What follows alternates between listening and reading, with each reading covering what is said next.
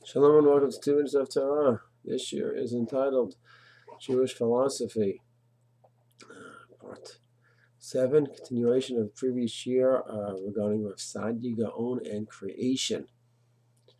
We mentioned Saadya Gaon goes ahead and talks about creation. We must believe that there is a creation and a creator.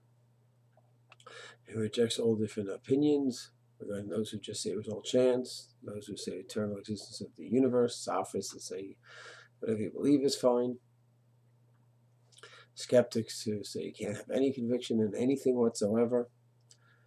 Just to add on 2 important points, we quoted the book Challenge. Challenge goes ahead and quotes a range of opinions regarding creation and the age of the universe. For those who say you cannot ever talk about anything more than 5,700 years old, exactly as the simple pshat in creation. And those that say no, that it's possible that from Adam and on is 5,700 years, but before that, the possibilities are endless regarding billions of years. And the process that exactly happened before Adam Harishon is also could be a lot of different possibilities of how it developed and how it evolved. Just a few very important points. Someone says all of a sudden now that science talks about 15 billion years, so we're saying, oh, the Torah before Adam Harishon, it's not so literal. A day is not a day. It sounds like apologetics. The fact is, 2,000 years ago, the Mishnah already wrote, it's already written in the Mishnah in Chagiga, that the topic of Breshit cannot be taught to the masses of people. It's a very, very deep topic, and it can be given only to a few Yechidei Skula. The Ramban in the very beginning of Breshit writes that we don't understand creation from the creation chapter. So there's already a Masorah in our tradition for thousands of years that the creation chapter, there's a lot more than meets the eye. So it's not that we always held that creation is literal, and now science talks about billions of years. Oh, so therefore it must be that we'll have to relearn the Parsha of Breshit. It's not true. The Mishnah Chagiga made it very clear, and the Rambam brings it down in the Mishnah Torah as well. So that's point number one, that there already is in the Masorah that the creation chapter is not Parsha Pshat as opposed to any other chapter. The person says, well, the story of Exodus, I don't take that literally. Chas v'shalom. That's could be kfira. I don't take the story of Sinai literally. Those stories have to be taken literally, and if a person doesn't, then there's a big problem there. So that's number one.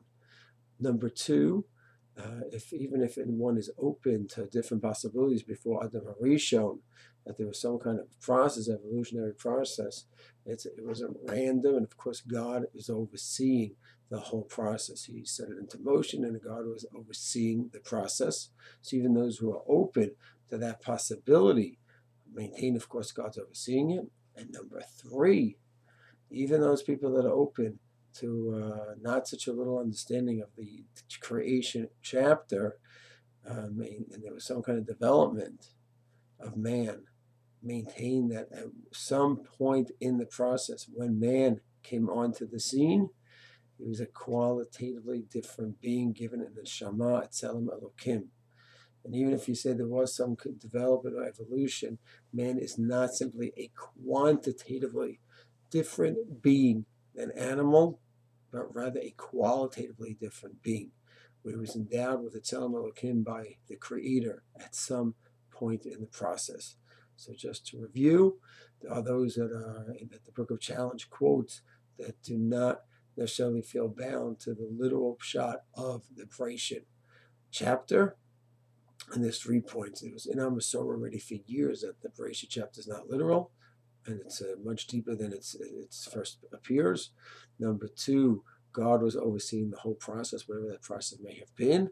And 3, at a certain point, when man came onto the scene, man as we know him today, he was endowed with the neshama, Etzelem Elokim. He's qualitatively different than any other being, anyone in the animal kingdom. With those 3 premises, you do have those approaches that have this idea, they can understand creation, where it could have been billions of years ago, and it could have been that there was some evolutionary process, as long as they have these 3 concepts. It's just an explanation of that side of those shitot that are brought down in the Book of Challenge. Shalom.